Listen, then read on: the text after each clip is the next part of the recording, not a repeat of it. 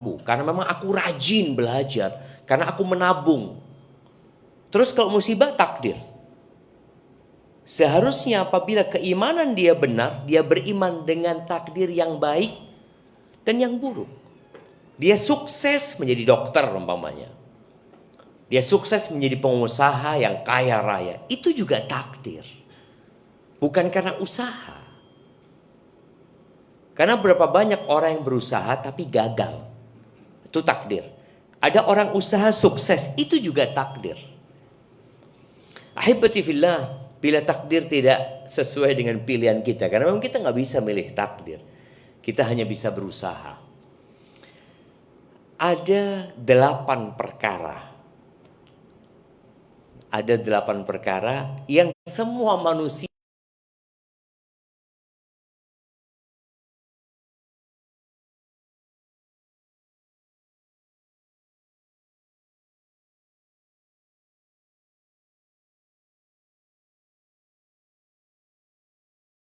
niyatun tajri 'alan nasi kullihim wala budda lil insani an yalqa thamaniyah sururun wa huznun wa ijtima'un wa furqatun wa usrun wa yusrun thumma suqmun wa afiyah. Jadi ingat, ada 8 perkara yang akan dilewati sama manusia dan semua manusia akan menghadapinya. Yang pertama apa? Sururun. Surur itu artinya kegembiraan. Yang kedua, wahuznun, sedih, kesedihan. Siapa yang belum pernah sedih dalam hidupnya? Anda kasih hadiah. Sepakat kita ya. Kita pernah semua merasakan kegembiraan dan kesedihan. Yang ketiga, wajtima'un wa furqah, perkumpulan. Siapa yang tidak pernah kumpul sama teman-temannya, sama keluarganya? Semua pernah merasakan itu, SD, SMP, SMA. Setelah itu wa furqatun, perpisahan. Siapa yang tidak merasakan perpisahan? Semua merasakan. Sudah, kita sepakat dengan 4 hal. Taib, yang kelima mungkin nggak sepakat. Yang kelima, wa usrun wa yusrun, kesulitan. Siapa yang tidak pernah merasakan kesulitan dalam hidupnya? Baik dalam masalah pekerjaan, masalah belajar, masalah keluarga, tidak pernah merasakan kesulitan. Semua pernah merasakan itu. Wa yusrun, dan kemudahan. Siapa yang hidupnya sulit terus? Coba angkat tangan. Saya Ustaz, repot tuh uripe. Tidak ada. Semua pernah merasakan kesulitan dan kemudahan.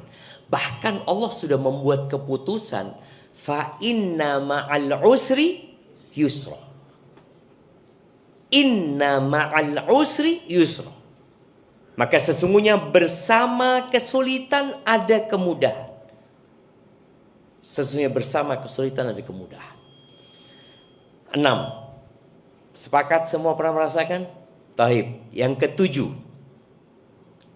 sukmun, sakit. Siapa yang dalam hidupnya tidak pernah sakit? Saya tidak pernah Ustaz. Sampai saat ini sehat terus. Semua pernah merasakan sakit. Sakit perut, sakit kepala, cantengan. Ono yang cantengan di sini.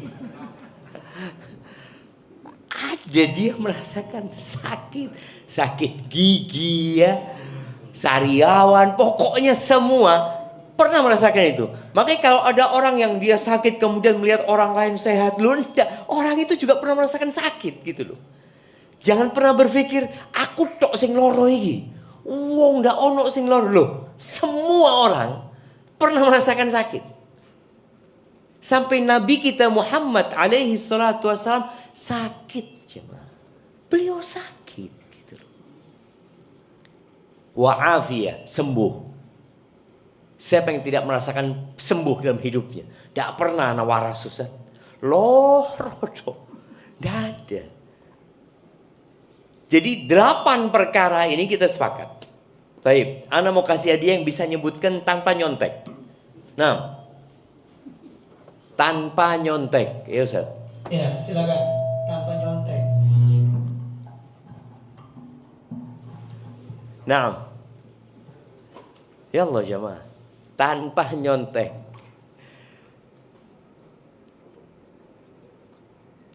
Delapan perkara yang kita akan menjumpai dan semua orang menjumpai 8 perkara itu. Nah, ya itu beliau mau nyoba. Bismillah. Yuk kasih mic-nya. Nah.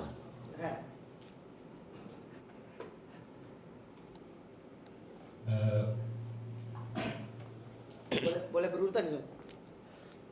Ini kan berlawanan kan, lawanannya nggak apa-apa, nggak berurutan nggak apa-apa, tapi lawanannya harus berlawan karena gampang kalau mengambilkan lawanan. Kegembiraan, kesedihan, oke. Perjumpaan, nah. Sakit. Habis perkumpulan apa lawannya perjumpaan? Perpisahan, oke. Tadi. Sakit sembuh. Oke. Kesedihan. Oh sudah kesedihan tadi kan. Kegembiraan lawannya kesedihan. Kesulitan dan kemudahan. Oh masya Allah, barakallahu fikum. Kasihkan hadiah kepada beliau. Masya Allah, barakallahu fikum. Bapak pernah merasakan itu? 8 perkara itu. Subhanallah jemaah. Jadi memang Allah tidak menjadikan hidup ini di dunia sebagai surga, enggak. Kita kan pernah dengar katanya doa Allah pasti ngabulkan doa gitu loh. Ana nggak kepingin sakit Ustaz. Ana doanya minta afiah terus, afiah. Tapi ya loro pisan Ustaz. Terus gimana? Insya Allah semua tahu bahwasanya Allah tidak pernah ingkar janji. Innallaha la yukhliful mi'ad. Tapi bagaimana dengan orang yang minta anak ternyata nggak dikasih anak? Orang yang minta sehat ternyata sampai mati sakit. Nggak pernah sehat. Dia keluar dari rumah sakit jenazahnya. Padahal doanya minta sehat.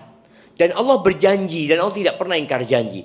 Ada orang miskin yang tiap hari minta rizki Allahumma inni as'aluka rizqan thayyiban, rizki Allah, rizki sampai mati di rumah kontrakan.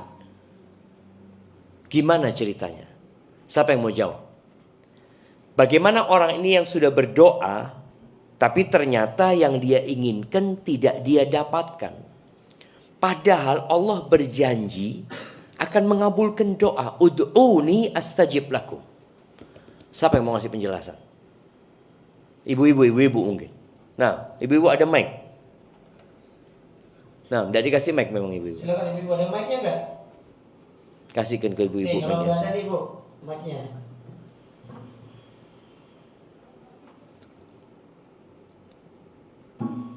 Dapat hadiah Ustaz? Loh, dapat hadiah, masih banyak hadiahnya di sini. Masih banyak. Kalau habis nanti tambah lagi di tuan rumah.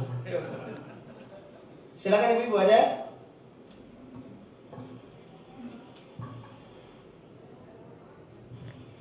Nah, silahkan. Waalaikumsalam warahmatullahi wabarakatuh Ustaz. Waalaikumsalam warahmatullahi wabarakatuh. Ustaz, doa itu kan memang akan dikabulkan Allah. Tapi cara Allah mengabulkan kan dengan 3 cara Ustaz. Masya Allah.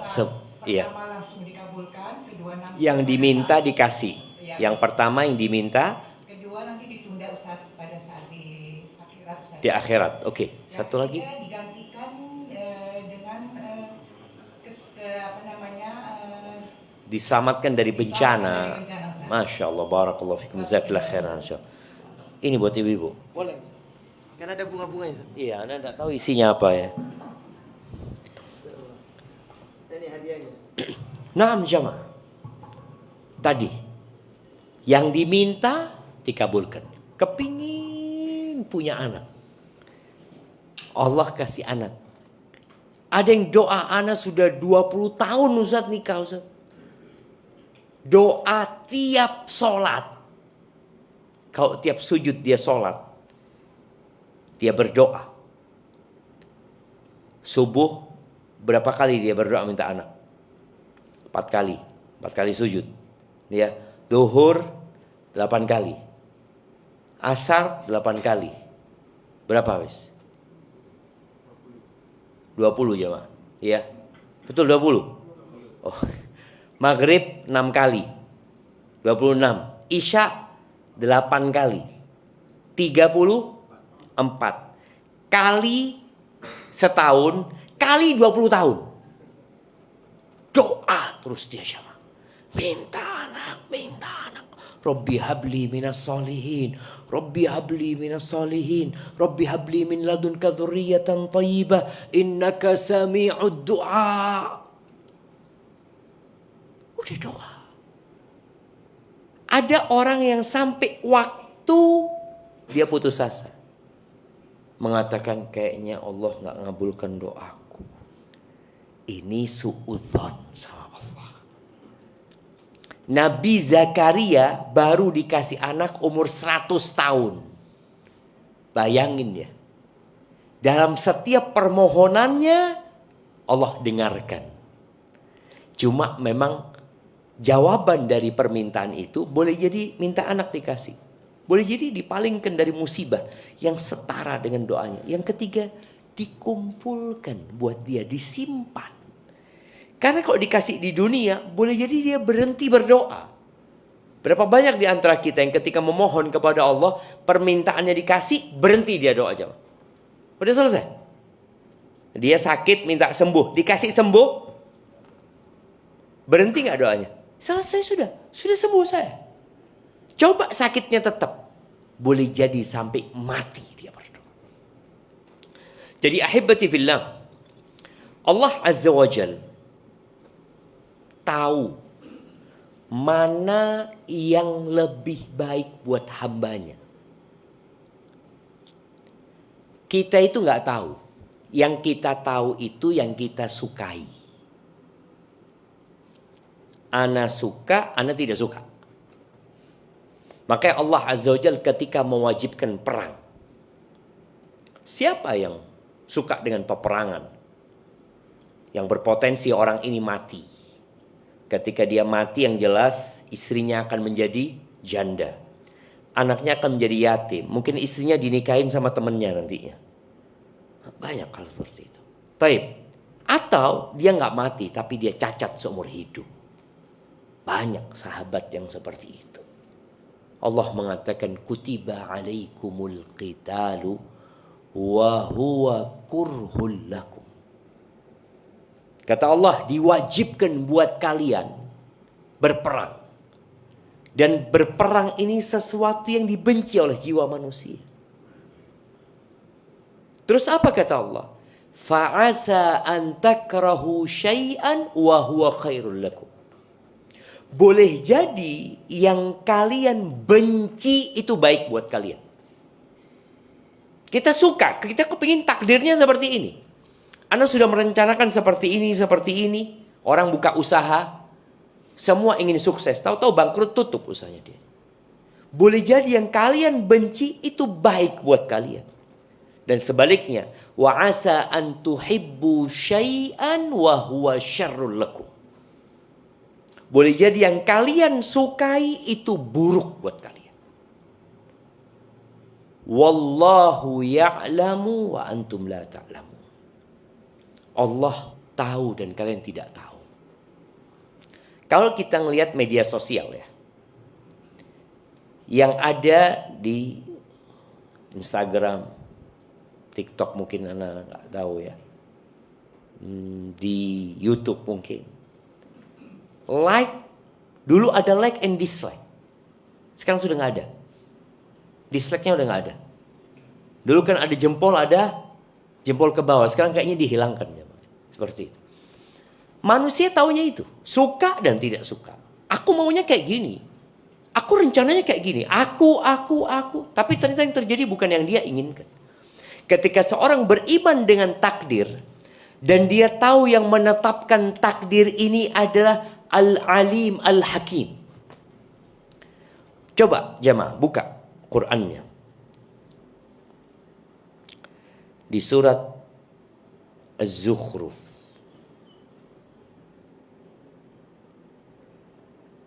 Enggak, salah, bukan Zuhruf. Surat Asy-Syura ayat 50. Nah, ayat 49 sampai 50. Supaya kita tahu kalau sesuatu yang terjadi tidak menyenangkan kita, tidak sesuai dengan yang kita harapkan, kita tetap berbaik sangka sama Allah. Di ayat 49 Allah mengatakan lillahi mulkus samawati wal ard. Milik Allah yang di langit dan di bumi. Makanya orang kalau kena musibah apa kata dia? Inna lillah wa inna ilaihi raji'un. Maka ajarkan kepada anak kita ya. Kalau dia terkena musibah, nah sebutkan ini. Nah. Dan suruh dia membaca artinya. Karena kadang-kala suruh baca itu tapi dia nggak tahu apa maksudnya. Anak punya anak tadi habis sholat Jumat nangis-nangis ya. Karena layangannya rusak. Buat anak itu musibah besar. Karena dia kepingin sore-sore main layangan. Ini sampai rumah rusak banget. Sini. Coba ngomong. Inna lillahi wa inna ilaihi raji'un. Dia mulai ngomong. Dia baca artinya. Allahumma ajurni fi musibati. Wa akhlif li khairan minha. Ya Allah berikan aku pahala di musibahku. Dan berikan aku ganti yang lebih baik darinya. Supaya orang tahu kita ini milik Allah tuh. Layangan itu milik Allah. Mungkin buat sebagian orang tua, oh sih layangan 2.000 cuma harganya. Saya bisa belikan. Tapi buat anak enggak. Makanya kegembiraannya anak sama kegembiraannya orang tua. Lebih enak kegembiraannya anak. Anak-anak tuh dikasih duit 5.000. Dia tadi ngomong, Mbak minta duit 5.000 buat beli layangan. Berapa harganya? 2.000-an kata dia. Oke, bapak-bapak dikasih duit 2.000. Bersyukur. Tidak ada. Apa 5.000? Iya loh jemaah. Kita sudah tidak menganggap itu nikmat. Tapi dia menganggap itu nikmat jemaah. Jadi kegembiraan buat anak-anak itu sangat murah sekali. Sedangkan kita, sebagian kita, dapat rizki 10 juta. Perak 10 juta. Loh, perak 10 juta. Iya biasanya 200 juta. Ketika Allah kasih kepada dia nikmat besar, akhirnya sulit dia mendapatkan kegembiraan. Jadi mahal, kegembiraan orang ini mahal. Tapi ingat tadi, milik Allah yang di langit dan di bumi. Yakhluqu ma yasha. Allah menciptakan apa yang Allah kehendaki. Bukan apa yang kita kehendaki. Lalu Allah katakan, yahabu liman yasha'u inathan. Sebagian orang itu Allah kasih anaknya semua perempuan. Semuanya perempuan. Bikin lagi wedok meneh. Padahal sudah tanya sama dokter, gimana caranya dok ya? Model apa supaya keluarnya laki? Sudah dicoba, wedok meneh. 5 perempuan, 6 perempuan, 7 perempuan. Sampai 8 perempuan. Akhirnya suaminya ini, istrinya hamil lagi, anak yang ke-9. Kata suaminya, kalau anakmu perempuan lagi nanti aku ceraikan engkau. Loh, ya apa jemaah? Emangnya yang salah suaminya apa istrinya? Kok anaknya bisa keluar perempuan? Akhirnya sudah nunggu di rumah sakit, tahu-tahu keluar perempuan jemaah. Kan sama bidannya langsung diantarkan ke dadanya. Oh sehat anaknya perempuan, lucu. Nangis ini jemaah. Ibunya ini nangis. Loh dokternya heran, kenapa kata dia kok nangis? Nah kata suamiku kalau anaknya perempuan lagi aku mau diceraikan sama dia katanya. Oh iya nanti gampang, aku urusin suamimu kata dia. Datang keluar, dikasih tahu suaminya. Anaknya bapak laki-laki. Oh alhamdulillah. Tapi tunggu katanya. Cuma sayang dia cacat kata dia. Mulai diem ini bapaknya.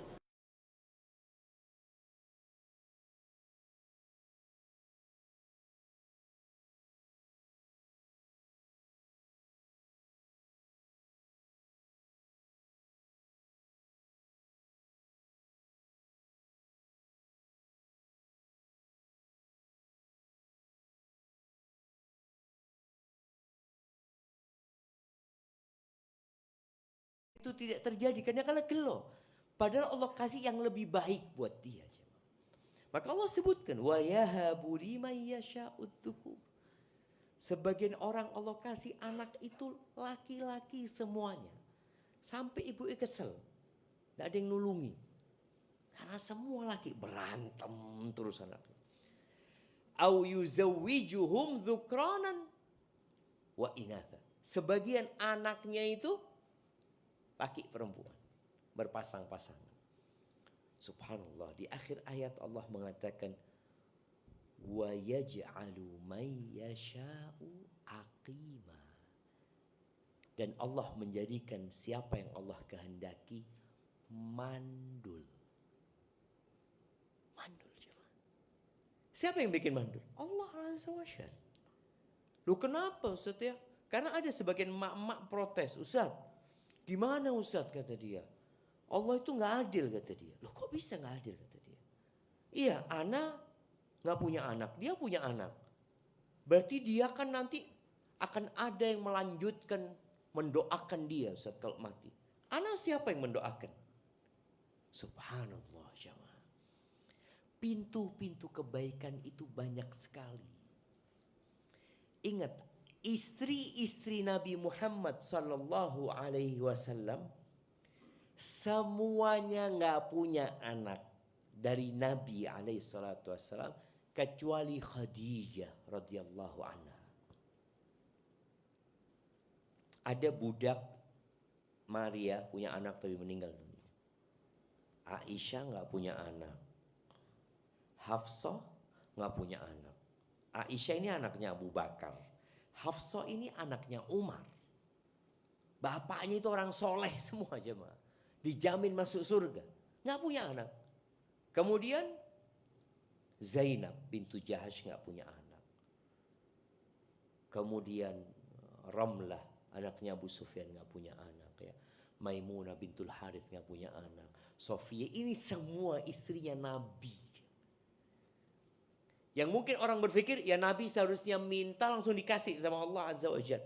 Allah nggak ingkar janji. Artinya doanya pasti dikabulkan. Cuma jawaban dari doa tadi sudah kita bahas. 1 dari 3 hal. Allah tutup ayat ini. Innahu alimun qadir. Sesungguhnya dia Allah Azza wa Jalla maha mengetahui dan maha kuasa gitu loh.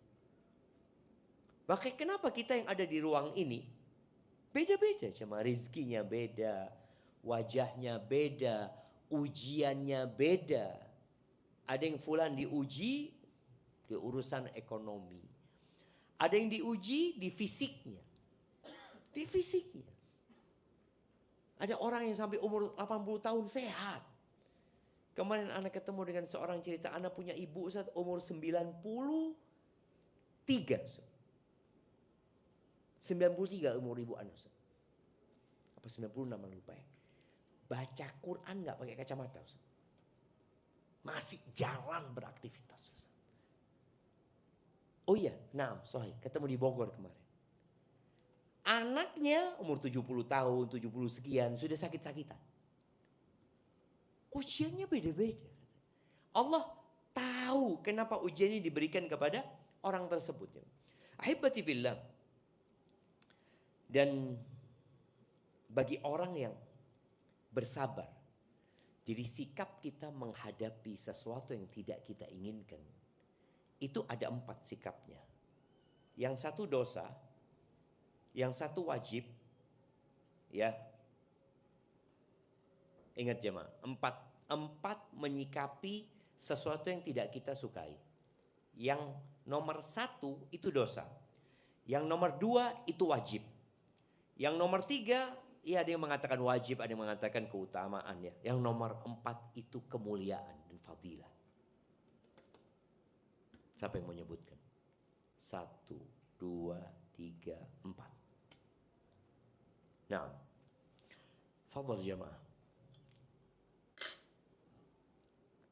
Belum pernah kena musibah. 8 hal itu sudah kita jumpain semuanya jamaah.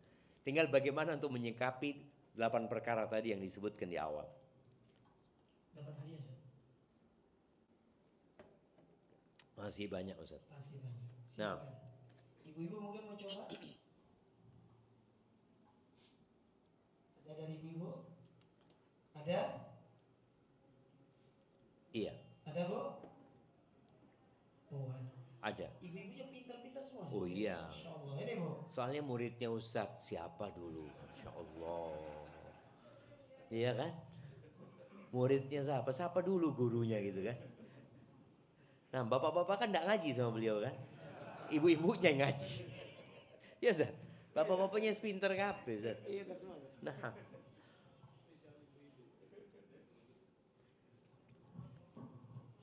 Nah, tafadhal. Yang pertama marah, Yang pertama marah itu yang dosa. yang kedua sabar, Sabar itu yang wajib. kemudian yang ketiga ridho, Ridha itu antara wajib dan keutamaan. Nah, yang keempat bersyukur. Allahu Akbar, sahih jamaah. Barakallahu fikum. Kayaknya kasih ada yang lebih besar ini Ustaz ya. Masya Allah, barakallahu fikum. Nah, tadi ahibati fillah. Yang pertama marah, ada orang marah. Marah karena tidak menerima apa yang Allah takdirkan. Tadi tidak sesuai dengan yang dia inginkan.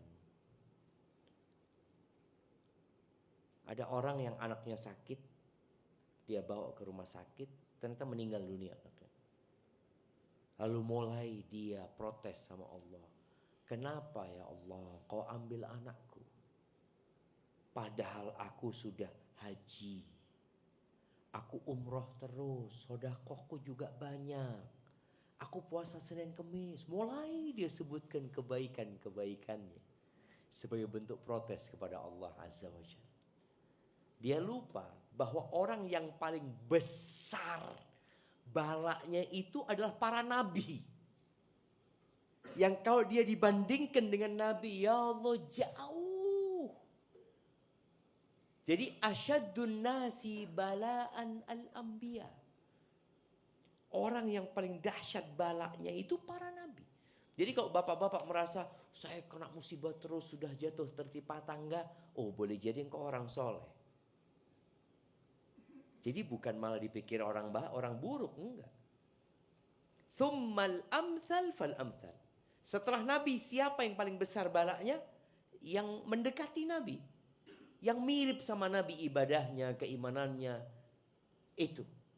Kata Nabi SAW, yubtala rajulu ala hasabi dinihi. Seorang itu dikasih bala sesuai dengan agamanya. Kan ada di antara kita yang agama itu buat sampingan. Bahkan kadang-kala sebagian orang melihat, ya Allah Ustaz, fulan ini Ustaz tidak pernah ke masjid Ustaz, tapi soge Ustaz. Duit Ustaz. Ana Ustaz, Allahu Akbar. Sebelum azan soft pertama Ustaz. Tapi utang Ustaz tidak mari-mari Ustaz. Tidak lunas-lunas. Makanya ketika orang berpikir seperti itu, dia akan melakukan protes ya, Ma. Padahal seharusnya dia memahami bahwa Nabi Musa dan Fir'aun itu yang enak hidupnya itu Fir'aun. Padahal ngaku Tuhan. Nabi Musa sulit hidupnya beliau. Bahkan dikejar-kejar oleh pasukan Fir'aun. 10 tahun gembala kambing. Demi untuk membayar mahar atas pernikahannya. Ternyata memang orang dikasih bala sesuai dengan agamanya. Fa in kana fi dinihi salb ishtadda bala'uhu. Kalau ternyata dia dalam agamanya itu kuat, jemaah, keras agamanya. Maka dikeraskan balaknya. Nabi SAW ketika beliau sakit yang kemudian meninggal dunia. Jadi Nabi SAW meninggalnya itu bukan dalam kondisi sholat, jemaah ya, yang nggak sakit. Nabi itu sakit parah, jemaah, parah sekali. Sampai sahabat yang datang ke rumah Nabi SAW, ketika nyentuh Nabi SAW, panasnya itu di atas selimut, jemaah. Di luar selimut itu panas. Sampai dia mengatakan, ya Rasulullah, innaka tu'aku wa'kan syadidan. Sakitmu ini parah, panasmu ini panas sekali, kata dia. Iya, kata Nabi SAW, inni u'aku wa'kar rajulaini minkum. Panasku ini panasnya 2 orang di antara kalian. Bayangin, jemaah. Nabi SAW pernah mau sholat ya. Ketika beliau sudah masuk waktu Isya, beliau tanya, orang-orang sudah belum ya Rasulullah? Oh, siapkan buat aku air dari 7 kendi. Dimasukkan ke Nabi, duduk di tempat kayak sekarang mungkin bathtub ya. Tempat untuk merendam pakaian. Beliau duduk disiramin jemaah. Sama istri-istrinya. Sampai seger jemaah. Beliau bangun jemaah, mau sholat, pingsan jemaah. Kemudian beliau siuman lagi. Asollan nas, belum kata dia. Belum sholat, nunggu engkau ya Rasulullah. Kemudian disiramin lagi Nabi SAW. Terakhir Nabi mengatakan, Muru Abu Bakar farli salibina. Suruh Abu Bakar jadi imam sudah. Beliau sholat di rumahnya. Beliau itu selama 17 waktu sholat gak ke masjid. Iya, insya Allah 17 waktu. Beliau meninggal di hari Senin. Meninggal sebelum zuhur. Beliau sudah gak sholat mulai malam Jumat. Isya malam Jumat beliau sudah gak sholat. Tadi malam berarti malam Jumat ya. Isya. Hari Sabtu full. Oh, hari Jumat full ya, malam Jumat. Hari Jumat full beliau gak sholat di masjid. Padahal masjidnya dekat ya, nempel sama rumahnya. Hari Sabtu 5 waktu gak ke masjid Nabi SAW. Karena gak bisa memang. Kemudian hari Ahad full. Berarti sudah berapa waktu sholat? 16. Isya sama 3 hari ya. Plus subuh hari Senin. Gak bisa jemaah. Parah sekali. Dan ketika beliau mau meninggal dunia, sekaratnya itu sekarat yang berat. Sampai Aisyah radhiyallahu taala anha mengatakan, aku kalau dengar orang matinya mudah atau gampang, aku gak terlalu memikirkan. Karena aku melihat Rasulullah SAW meninggalnya itu jamaah. Sakit. Sekarat. Sampai beliau mengatakan, ala innalil mauti la sakarat. Kematian itu ada sekaratnya. Sekarat itu seperti orang antara sadar dengan tidak sadar. Seperti orang mabuk. Karena sakitnya. Ya gimana ya? Ruh itu berpisah dengan tubuh.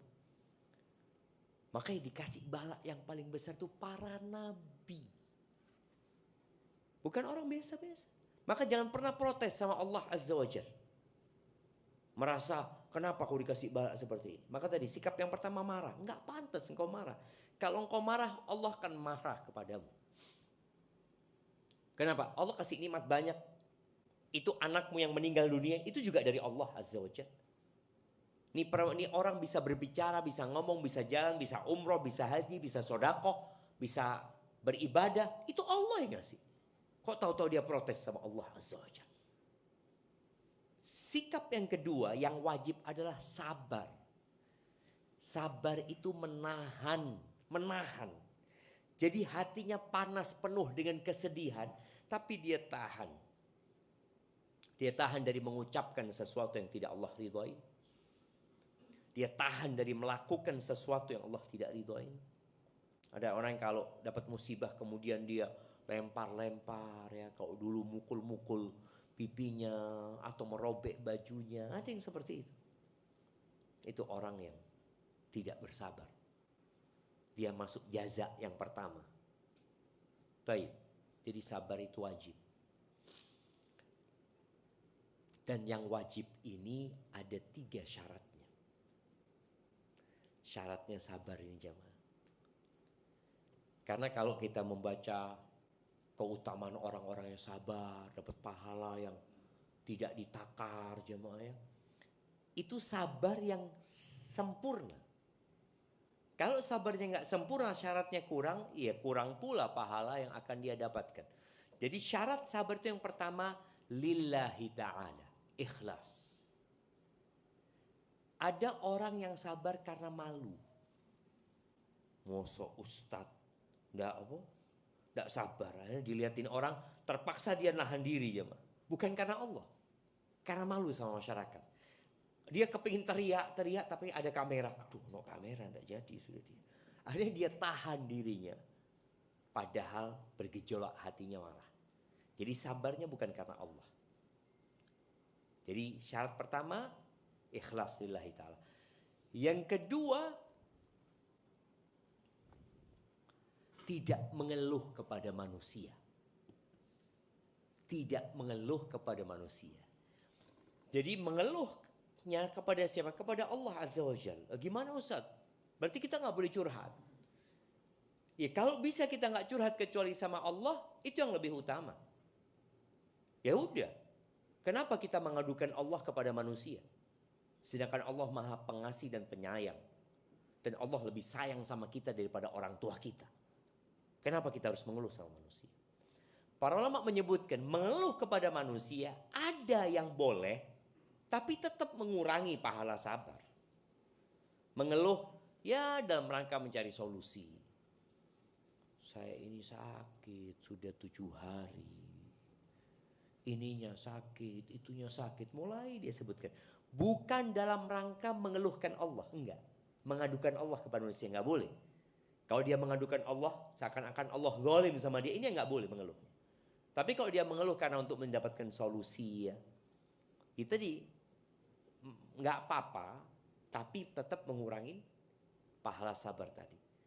Ada yang mengeluh kondisi rumah tangga sama temennya. Bukan mencari solusi. Cuma sekedar ingin melampiaskan, mencurahkan isi hatinya. Karena ada seorang perempuan yang dia ngomong sama anak gini. Dia ngomong, anak ini Ustaz, bukan cari solusi Ustaz, kata dia. Cuma ingin mengeluarkan isi hati anak. Karena tahu Ustaz akan mengatakan sabar. Dia tahu kan. Dia sudah tahu, alhamdulillah sudah pinter gitu kan. Cuma dia ingin mengeluarkan. Tadi kita bicara sabar. Sabar yang sempurna itu, yang lillahi ta'ala, itu mau tidak mau. Yang kedua, dia tidak mengadu kepada manusia.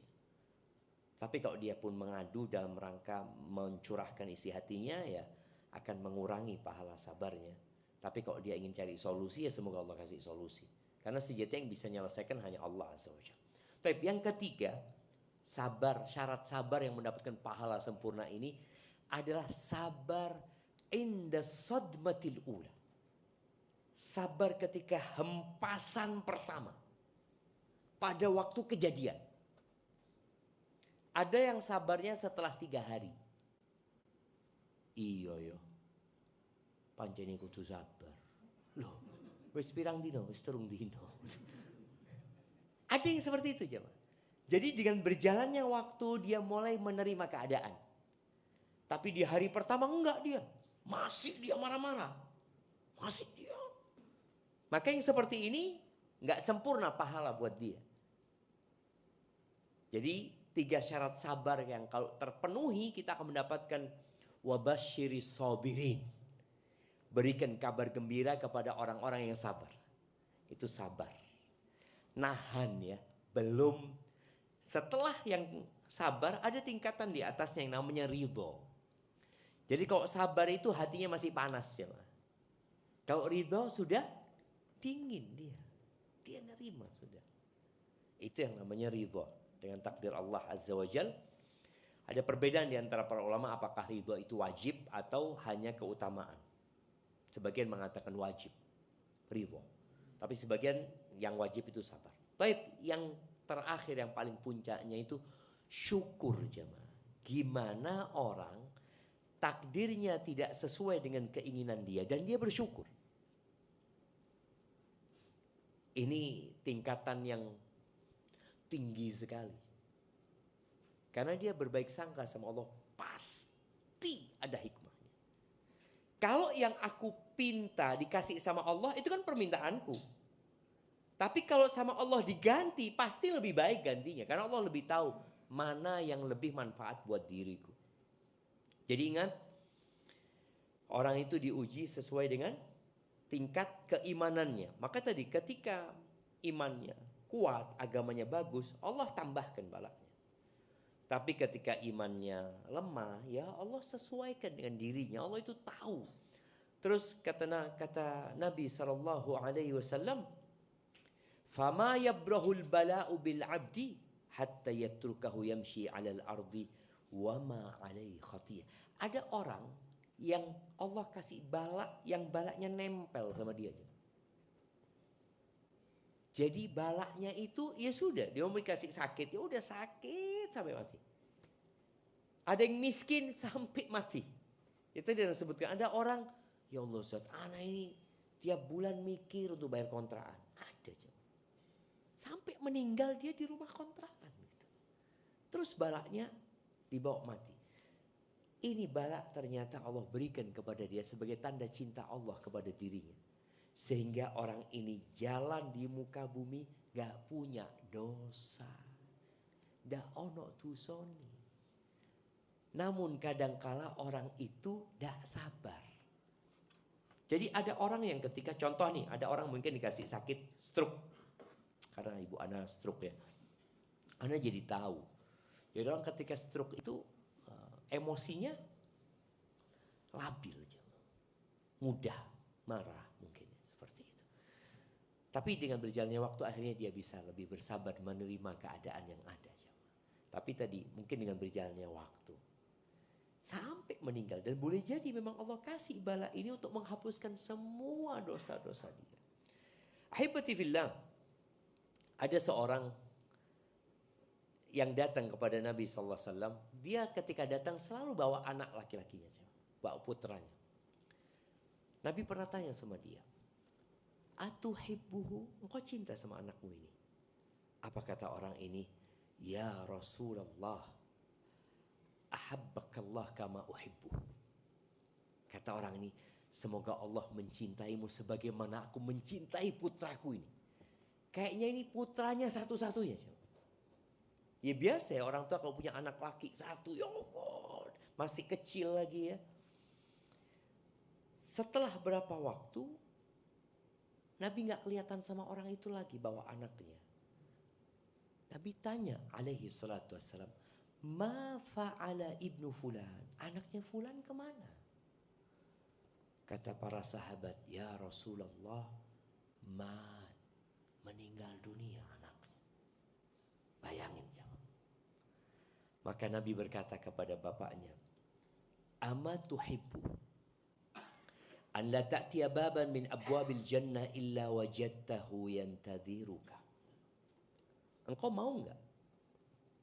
Engkau suka enggak? Nanti pada hari kiamat, ketika engkau mendatangi pintu-pintu surga, engkau akan ketemu anakmu nunggu engkau di sana. Subhanallah syawah. Maka ada seorang yang berkata kepada Nabi SAW, "Ya Rasulullah, alahu khasa amlikullina?" Apakah fadilah ini hanya untuk dia atau buat semua kita, kata dia. Faqala Rasulullah SAW, "Balli kullikum." Itu untuk semua kalian, kata dia. Bayangin jemaah. Dan hadis ini sahih oleh Syekh Albani rahimahullahu taala. Jadi artinya tatkala takdir tidak sesuai dengan yang kita inginkan, kita harus melihat panjang dunia ini akan kita tinggalkan. Sedangkan pahala sabar itu akan terus kita dapatkan sampai hari kiamat. Maka hendaklah kita lebih berbaik sangka sama Allah Azza wa Jal. Takdir itu sudah ditulis. Tugas kita berusaha. Tatkala takdir itu baik maka bersyukurlah. Dan tatkala takdir itu tidak sesuai dengan yang kita inginkan, bersabarlah. Kalau enggak kuat, lihatlah ternyata ada orang-orang yang lebih parah hidupnya daripada kita. Banyak jemaah. Tapi kadangkala kita membandingkan diri kita dengan yang lebih enak, lupa untuk melihat kepada yang di bawah, sehingga kita hidup menderita. Barakallahu fiik, itu mungkin materi yang dapat Anda sampaikan. Mungkin kita masuk ke sesi tanya jawab. Anda kembalikan ke Ustaz Ana. Ya, pakai punya Ana biar itu pegang. Oh gitu. Oh, sudah.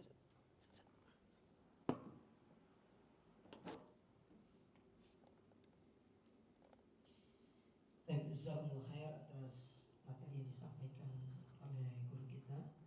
Kita langsung saja, mungkin kita mulai dari bapak-bapak terlebih dahulu. Ada yang ingin bertanya, langsung saja. Tuan rumah. Masya Allah, fadal. Assalamualaikum warahmatullahi wabarakatuh, Ustaz. Waalaikumsalam warahmatullahi wabarakatuh. Nah, Ustaz, saya ingin menanyakan Ustaz, apakah takdir itu bisa berubah nggak Ustaz? Kalau memang bisa berubah, dalilnya itu ada di mana ya Ustaz? Itu yang pertama Ustaz. Yang kedua Ustaz, nah. mungkin ada nggak ya Ustaz amalan-amalan atau ibadah-ibadah yang merubah takdir itu Ustaz? Yang artinya amalan-amalan kan biasanya kan ada dengan sedekah atau dengan sholat malam atau sholat duha atau sholat apa yang dapat merubah dari takdir itu sendiri Ustaz. Masya Allah. Terima kasih Ustaz. Siap. Assalamualaikum warahmatullahi wabarakatuh. Waalaikumsalam warahmatullahi wabarakatuh. Ya, pertanyaan yang menarik ya. Karena takdir ini rahasia ilahi ya. Sehingga kita kadang bertanya, bisa nggak takdir itu berubah?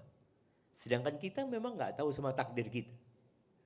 Kalau kita bicara berubah, takdir Anda berubah. Tahu dari mana engkau? Cuma dulu Anda miskin, sekarang kaya gitu loh. Apakah memang terjadi perubahan atau memang takdirnya kita jadi kaya gitu. Bicara takdir, yang pertama berkaitan dengan ilmu Allah. Ilmu Allah itu nggak berubah. Allah itu tahu dengan apa yang terjadi. Sehingga kalau dikatakan Allah tahu fulan akan seperti ini, nggak mungkin berubah. Kalau berubah berarti salah ilmu Allah Azza wa Jalla. Itu, jadi takdir ini berkaitan dengan yang pertama ilmu Allah Azza wa Jalla. Yang kemudian ditulis di Lauhul Mahfuz. Apakah yang di Lauhul Mahfuz ini bisa berubah? Sebagian ulama tawakuf, kata mereka nggak tahu, kata dia. Tapi yang bisa berubah itu yang di catatan malaikat. Yamhullahu ma yasha. Jadi kalau bicara dalilnya, itu di surat Ar-Ra'd ya. Allah Azza wa Jalla mengatakan yamhullahu ma yasha wa yuthbit wa 'indahu ummul kitab. Allah menghapuskan apa yang Allah kehendaki dan Allah menetapkan apa yang Allah kehendaki. Dan di sisi Allah ummul kitab, itu Lauhul Mahfuz, tempatnya semua catatan itu. Jadi yang di catatan malaikat, kan malaikat nyatet ketika orang ini berumur 120 hari. Allah kirimkan malaikat untuk mencatat takdirnya. Di catatan malaikat ini yang mungkin berubah. Jadi bisa berubah. Tapi ilmu Allah ya nggak mungkin berubah. Allah sudah tahu. Allah tahu di antara kita siapa yang masuk surga dan siapa yang masuk neraka. Allah sudah tahu. Makanya para sahabat bertanya, aya'lamu rabbuna ahlal jannati min ahlin nar. Apakah Allah sudah tahu siapa di antara kita ini yang masuk surga dan masuk neraka? Kata Nabi SAW, nah, Allah tahu gitu loh. Allah tahu yang belum terjadi dan bagaimana nanti kalau terjadi, Allah itu sudah tahu. Kemudian para sahabat ngomong, fafimal amal. Kalau gitu buat apa kita beramal? Kan orang berpikir buat apa kita beramal? Kata Nabi SAW, i'malu. Tugas kalian beramal. Takdir itu rahasia Allah Azza wa Jalla. Fakullun muyassarun lima khuliqalahu. Semua akan dimudahkan sesuai dengan catatannya. Untuk apa dia diciptakan? Kalau diciptakan sebagai penghuni neraka, karena Allah tahu fulan akan tumbuh besar menjadi orang yang nakal ya. Kemudian dia akan melakukan pembunuhan, kemudian akan melakukan ini, itu Allah sudah tahu gitu. Kemudian dia mati nggak bertobat. Sebaliknya Allah tahu fulan ini akan lahir menjadi anak yang nakal, tapi kemudian di akhir hayatnya dia bertobat lalu dia masuk surga Allah SWT. Allah sudah tahu semua. Jadi yang di catatan malaikat itu yang mungkin berubah. Apa saja amalan yang bisa merubah takdir? Yang pertama doa. Makanya kenapa kita disuruh doa terus? Kata Nabi SAW, la yaruddul qadha illa doa. Wala yazidu fil umri illal bir. Tidak ada yang dapat menolak takdir kecuali doa. Dan tidak ada yang menambah umur kecuali berbakti. Silaturahim. Itu yang dapat menambah umur. Jadi kalau bicara karena takdir itu rahasia Allah kita nggak tahu, maka lakukan yang diperintahkan Allah. Laksanakan yang diperintahkan Allah, jauhi larangannya. Ketika terjadi yang tidak menginginkan, bersabarlah. Itu sikap hamba manusia. Karena sebagian orang berpikir kalau memang takdir itu sudah dicatat Ustaz, ya sudah usah kerja Ustaz, kata dia. Loh, nggak bisa. Allah kasih di diri manusia itu keinginan dan kemauan. Makanya kita lihat orang itu kerja keras untuk menjadi orang sukses. Padahal dia tahu sudah ditakdirkan sama Allah Azza wa Jalla. Karena dia nggak tahu dengan rahasia Allah SWT. Orang buka usaha. Apakah dia tahu akan sukses? Nggak tahu. Tapi aku akan berusaha. Dan secara sunnatullahnya orang kalau berusaha insya Allah sukses gitu. Tapi ternyata bangkrut dia. Maka di sini sikap dia innalillahi wa inna ilaihi rajiun. Jadi intinya berkaitan dengan takdir Allah Azza wa Jalla yang merupakan rahasia yang kita tidak tahu, maka laksanakan perintah, jauhi larangan, dan bersabarlah ketika mendapatkan musibah. Tapi yang jelas yang dapat merubah takdir adalah doa. Berarti siapa yang merubah takdir? Ya tetap Allah. Tetap Allah gitu. Hadza wallahu a'lam bissawab. Jazakallah Ustaz atas jawabannya. Sekarang kita ke ibu-ibu. Mungkin ibu-ibu ada yang mau bertanya. Biar cepat langsung saja pakai mic aja, ibu-ibu. Singkat, jelas, padat, jangan curhat, Bu.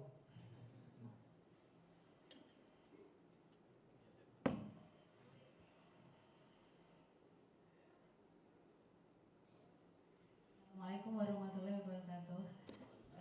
Waalaikumsalam warahmatullahi wabarakatuh. Terima kasih atas kesempatannya.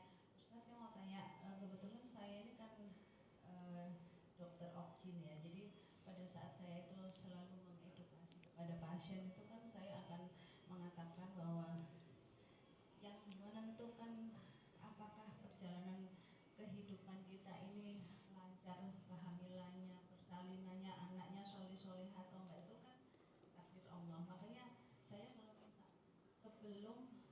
minta sebelum 120 hari itu waktu yang paling afdol untuk kita itu minta terus sama Allah supaya ditulis takdir yang baik-baik untuk anak kita. Yang saya kerjakan ini sudah betul atau belum ya Ustaz? Terima kasih. Masya Allah. Warahmatullahi wabarakatuh. Waalaikumsalam warahmatullahi wabarakatuh. Alhamdulillah jemaah kita ini bahagia ya, kalau ketemu dokter-dokter yang sudah ngaji ya. Yang dia bukan hanya mengobatin pasien, tapi dia juga berusaha mengedukasi pasiennya. Karena ada satu dokter yang sohib kita dulu ya, di Jakarta rahimahullahu ta'ala, Dr. Amrullah Siregar itu. Setiap ada pasien, dia selalu jelaskan tentang takdir Allah ya. Tentang bagaimana seorang hidup di muka bumi ini. Sampai pasiennya itu ngomong, dok saya ini ke dokter bukan ke ustadz. Karena dokter ini ingin menanamkan di diri pasien ini, engkau itu nggak akan sembuh kalau Allah tidak menyembuhkanmu. Mic-nya mungkin dimatikan dulu ibu. Iya, mic-nya dimatikan dulu ya. Iya, jadi yang dilakukan oleh dokter tadi, saya rasa sudah baik ya. Hanya saja jangan berpikir doanya itu sebelum 120 hari. Artinya kalau sudah 120 hari, sudah iso, udah. Jangan. Artinya tetap, karena nggak ada yang bisa merubah takdir kecuali doa. Artinya doa ini sepanjang hidup. Anaknya sudah lahir, anaknya sudah besar. Apa kemudian kita berhenti doa? Sudah wis. Nggak doa lagi sudah. Lu tetap berdoa. Berapa banyak anak ya yang subhanallah mungkin buat orang tuanya anaknya durhaka. Tapi ternyata di akhir hayatnya anaknya itu jadi anak yang berbakti. Karena ada orang yang mengatakan koyo takdiri panjeni durhaka ini. Kemudian dia berhenti berdoa. Jangan. Artinya ajarkan kepada ibu-ibu tadi untuk terus berdoa memohon kepada Allah Azza wa Jal dan berbaik sangka kepada Allah, karena juga boleh jadi ada anak yang umurnya hanya 1 hari. Lahir 1 hari mati. Ada yang belum lahir sudah mati. Makanya memberikan edukasi tentang iman kepada takdir ini penting kepada orang-orang seperti itu. Supaya jangan sampai dia protes sama Allah Azza wa Jalla. Dan merasa Allah gak adil sama dia. Padahal dunia ini diciptakan sebagai ladang ujian, bukan tempat untuk bersenang-senang. Barakallahu fiik. Nah. Boleh satu lagi Ustaz? Baik, tafadhali. Nah. Ya, bismillah. Assalamualaikum warahmatullahi wabarakatuh. Waalaikumsalam warahmatullahi wabarakatuh. Perkenalkan saya Bu Aziza yang tadi foto suami. Kebetulan Nah. ngajar di Universitas Airlangga sebagai dosen, dan tahun lalu ketemu sama rombongan Masya Allah, di barakallahu fiik. Jeddah tahun 2024. Nah, ini sebagai dosen itu kan dengan kalau misalnya mahasiswa itu tidak tepat waktu, otomatis marah-marah. Padahal kan 4 hal dalam menyikapi kejadian itu ada: 1, jangan marah karena itu dosa; 2, sabar wajib; ikhlas ridho keutamaan; dan 4, syukur kemuliaan. Nah, di dalam kita melaksanakan 4 hal dalam menyikapi kejadian tersebut supaya istiqomah, doa apa yang perlu kita hantarkan atau supaya 4 sikap ini melekat di diri kita, yang tidak suka marah, yang sabar, yang ikhlas ridho, dan bersyukur. Jadi ini ingin kita upayakan untuk bisa terlaksana dalam perilaku sehari-hari. Masya Allah. Matur nuwun, Ustaz. Siap, barakallahu fiik. Warahmatullahi wabarakatuh. Waalaikumsalam warahmatullahi wabarakatuh. Iya, sepertinya ada satu hal yang perlu Ana jelaskan ulang ya, berkaitan dengan yang pertama, marah. Itu bukan marah kepada manusia, tapi marah kepada Allah. Jadi al-jaza itu adalah dia marah sama Allah Azza wa Jal. Dia tidak suka dengan takdir itu, dan dia merasa nggak pantas dia mendapatkan hal tersebut. Jadi bukan marah kepada manusia. Jadi kalau tadi Ibu Azizah mengatakan dosen, sama Ana juga dosen ya. Ana punya sebuah aturan yang mungkin sebagian mahasiswa nggak suka. Ana punya aturan, kalau dosen masuk nggak ada yang buka pintu. Jadi yang telat tuh nggak boleh masuk. Kalau di dalam nggak ada yang keluar, kecuali dosen yang keluar. Nah, Ana lakukan hal itu karena ya belajar. Dulu kita punya dosen di Madinah itu yang seperti itu, dan kita nggak suka sama dosen itu. Tapi ternyata dosen itu yang membuat kita disiplin. Dosen yang baik-baik membuat kita nggak jadi baik. Ada dosen yang kita 15 menit masuk masih boleh masuk ya. Kemudian di tengah-tengah kita izin keluar, nggak balik lagi boleh gitu ya. Itu ternyata membuat kita malah mengentengkan jemaah. Dan akhirnya itu yang Anda praktekkan. Pokoknya telat mahasiswa datang, Anda ngomong sholat duha di masjid sudah. Ada yang mahasiswanya nggak paham, sholat duha terus balik lagi. Ada ngomong antum sholat duha sampai pelajaran selesai. Dan mungkin itu lebih baik buat antum daripada antum di kelas. Soalnya ketika dia datang telat membuat suasana di kelas akhirnya ya pecah lagi anak-anak. Dia ngelewatin yang lainnya, ini itu. Jadi yang dimaksud dengan marah tadi adalah marah kepada Allah Azza wa Jalla. Marah karena yang kita inginkan kita tidak dapatkan. Adapun kita marah kepada manusia, marah kepada anak kita, marah kepada anak didik kita, itu ada yang boleh dan ada yang tidak boleh. Jadi kalau marah dalam rangka mendidik, Nabi SAW kadang kala marah sama sahabatnya. Tapi marah bukan untuk dirinya. Pernah ada sahabat pakai cincin dari emas. Dicabut sama Nabi, dilemparkan. Ya'midu ahadukum ila jamratin minan nar. Ada di antara kalian yang sengaja ambil bara api neraka diletakkan di tangannya. Dibuang sama Nabi SAW. Jadi ada kondisi marah yang di tempatnya. Yang nggak boleh adalah marah yang tidak di tempatnya. Marah karena Allah diperbolehkan, tapi kalau marah ya karena untuk melampiaskan emosi saja, tidak ada tujuan untuk mendidik, juga bukan karena agama Allah yang dilecehkan, maka adalah seorang menahan emosinya.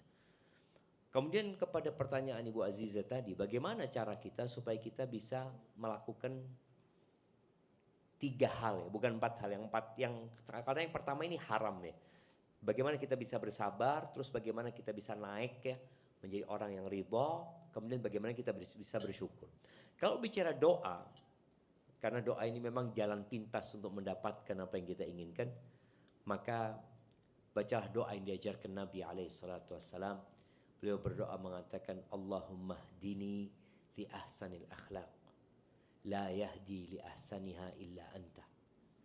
Ya Allah, berikan petunjuk kepadaku kepada akhlak yang paling baik, sikap yang paling baik, ya, karakter yang paling mulia. Nggak ada yang bisa menunjukkan ke sana kecuali Engkau ya Allah. Wasrif anni sayyi'al akhlaq, dan palingkan dari aku karakter-karakter yang buruk, sikap-sikap yang jelek. La yasrifu anni sayyi'aha illa anta. Nggak ada yang bisa memalingkan aku dari akhlak buruk kecuali Engkau. Itu kalau bicara doa.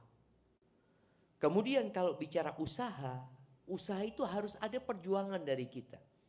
Karena Nabi SAW mengatakan, waman yatasabbar yusabbirhullah. Barang siapa yang berusaha untuk sabar, Allah akan jadikan dia orang penyabar. Jadi ada orang yang mungkin awalnya nggak penyabar, sedikit-sedikit marah ya. Ada orang seperti itu. Tapi karena dia berusaha, lama-kelamaan jadi penyabar. Jadi ada olahraganya, ada latihannya. Latihan untuk bersabar. Salah satu latihan bersabar itu melihat bahwasanya ternyata nikmat Allah masih banyak gitu loh. Mamanya dia mengatakan, wah Allah, pabrik anak kebakaran. Tapi alhamdulillah tangan anak nggak kebakaran. Dia berusaha untuk menyabarkan dirinya dengan hal itu. Alhamdulillah mata anak masih ada. Ya. Jadi orang yang berusaha untuk menyabarkan dirinya, terakhir Allah jadikan dia orang penyabar. Tapi ada usaha. Jadi kalau doa mungkin salah satunya tadi doa yang biasa dibaca Nabi SAW. Kemudian kita berusaha untuk meniru gayanya orang-orang yang sabar. Apa sih yang mereka lakukan. Kemudian melihat ke bawah, tidak melihat ke atas. Insya Allah akan membuat kita bisa naik menjadi ridha. Kemudian naik menjadi bersyukur ketika kita melihat ternyata pahala dari musibah ini lebih baik daripada kalau aku nggak kena musibah. Jadi mungkin dengan cara itu dia bisa lebih menjadi orang yang naik ke tingkatan ridha dan bersyukur atas takdir Allah Azza wa Jalla. Hadza wallahu a'lam bissawab. Semoga jawaban Ustadz bisa dipahami insyaallah. Tapi mungkin ada berapa lagi kesempatan? Bapak-bapak mungkin ada yang mau bertanya? Tidak ada? Ibu-ibu lagi? Terakhir ibu-ibu, satu lagi. Silakan Bu. Kalau bagus pertanyaannya dikasih hadiah. Masih tiga. Nanti setelah itu antum yang tanya Ustaz. Silakan ibu-ibu.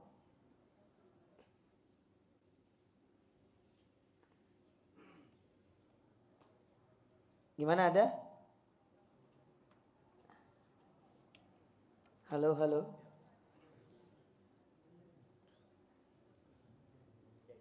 Sepertinya sudah tidak ada pertanyaan. Mungkin giliran antum yang bertanya Ustaz. Fadhal Ustaz.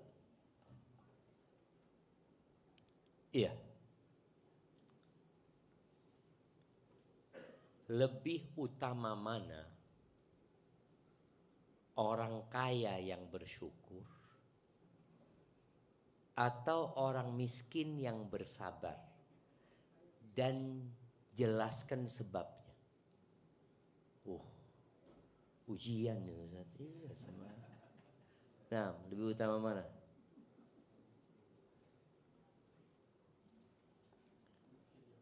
Iya, yang mau jawab angkat tangan, kasih mic. Ibu-ibu aja yang jawab sudah. Nah, silakan.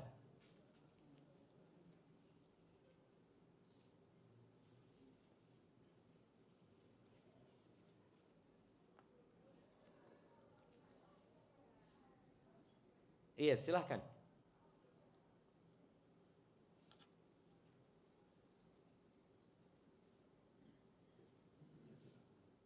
Assalamualaikum Ustaz. Waalaikumsalam warahmatullahi Lebih wabarakatuh. utama yang miskin dan bersabar. Kenapa? Kalau untuk di dunia, kalau kita suruh milih ya lebih lebih enak milih yang kaya dan bersyukur.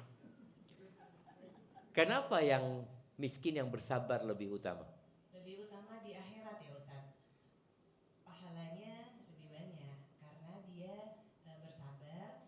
Pertama dia tadi ikhlas. Kalau dia ikhlas seperti tadi disebutin. Masya Allah, barakallah. Saya kasih hadiahnya.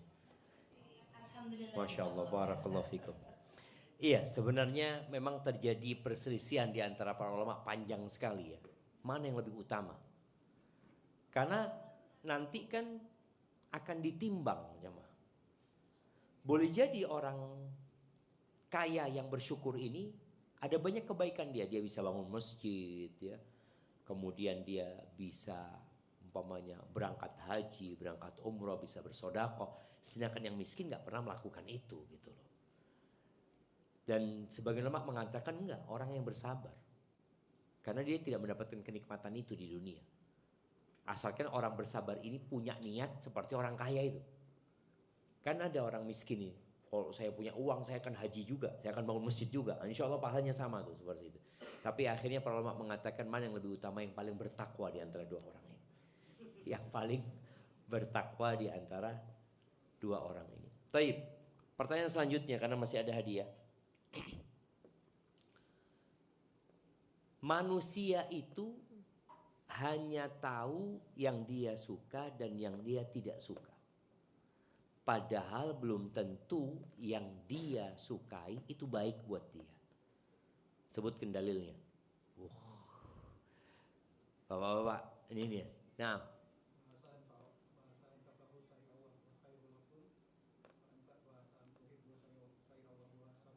Masya Allah, barakallahu fiikum. Naam.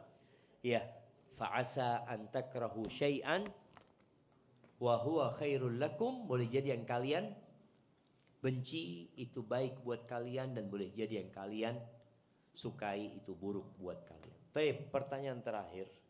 Nah, buat ibu-ibu kayaknya, sebutkan 9 istri Nabi Muhammad SAW. Nah, 9 istri Nabi SAW yang Nabi meninggal dunia mereka masih hidup.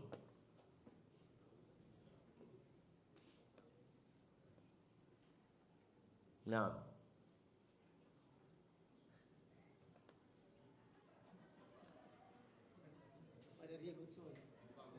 rebutan. Kalau ibu-ibu rebutan, kalau bapak-bapak kan Ada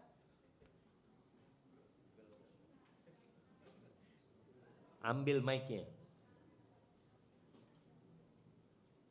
9 ya, kalau kurang nggak masuk, nggak dapat hadiah. 9 ya Ustaz. Siap. Ibunda Khadijah. Nggak masuk Khadijah. Oh, berarti Ibunda Sauda. Nah, Dan Ibunda Aisyah. ya, Ibunda Hafsah. Hafsah, Ibunda Ummu Habibah. Ummu Habibah, Ibunda Ummu Salamah. Ummu Salamah, Ibunda Zainab binti Jahsi. Zainab bintu Jahash, Ibunda Maimunah. Maimunah bintul Harith, Ibunda Juwairiyah. Juwairiyah bintul Harith, Dan Ibunda Sofia. Sofia. Udah, 9. 9 sudah. Kasih hadiahnya, Masya Allah, barakallahu fi. Nah, taib jamaah itu yang dapat anda sampaikan. Kurang lebihnya mohon maaf. Yang benar dari Allah Azza wa Jal, yang salah dari diri anda pribadi. Allah dan Rasulnya terbebaskan dari kesalahan itu. Subhanakallahumma bihamdika asyhadu an la ilaha illa anta astaghfiruka wa atubu ilaik. Mungkin ditutup semua Ustaz. Fadhal Ustaz. Jazakumullah khair atas materi yang disampaikan oleh guru kita Ustaz Dr. Syafiq Reza Basalama, di mana tadi ada beberapa faedah, mungkin sebagai pengingat saja